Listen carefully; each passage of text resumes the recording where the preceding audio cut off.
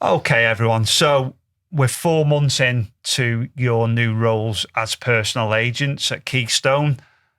What's been the biggest difference from a client perspective and you personally in this role?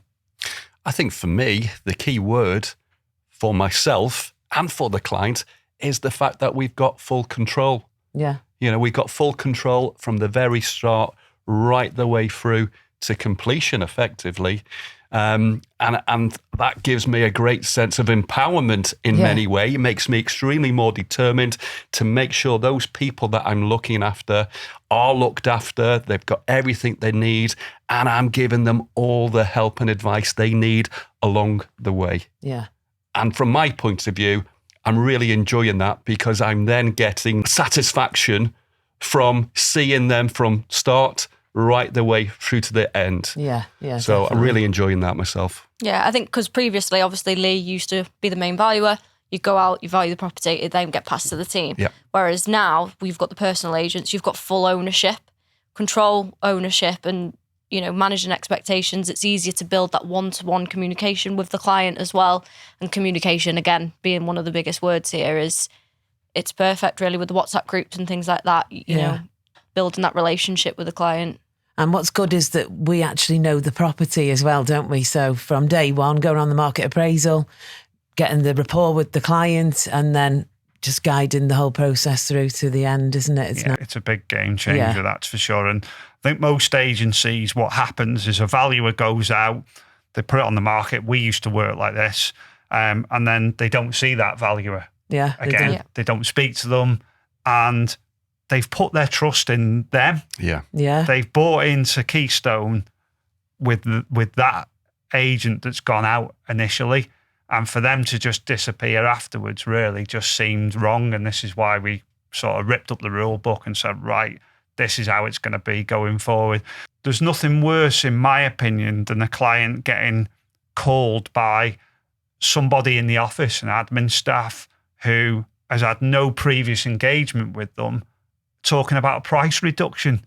Yeah. Oh my God, that's like criminal, really. Yeah. And I can't believe that's how we used to work, to be honest. So I think this way is much better. There's accountability. That's the big word. Well, I've seen it firsthand. Obviously, Lee used to pass your clients to me.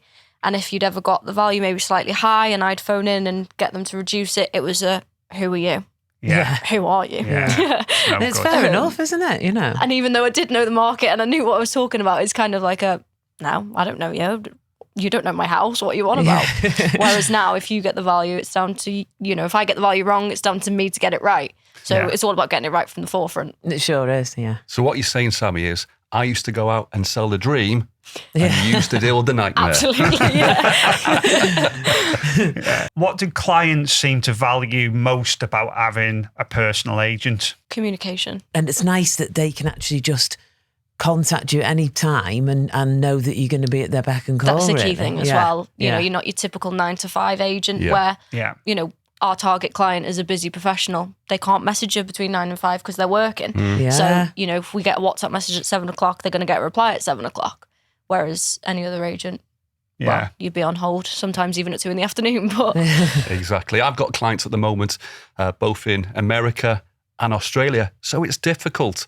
So quite often I'll be working on a Saturday, which is no problem to myself. Yeah. And it's great for them. Yeah. Because it's not disturbing their everyday activities and their work, etc.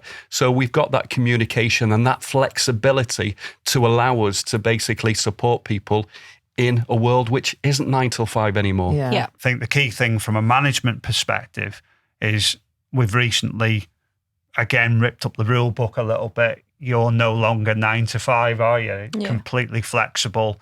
So if Sammie's got to answer a call at 8 o'clock at night, she can do. But if she wants to go to the gym at 3 o'clock in the afternoon, she can do. Obviously, same with Lee. Laura's self-employed anyway.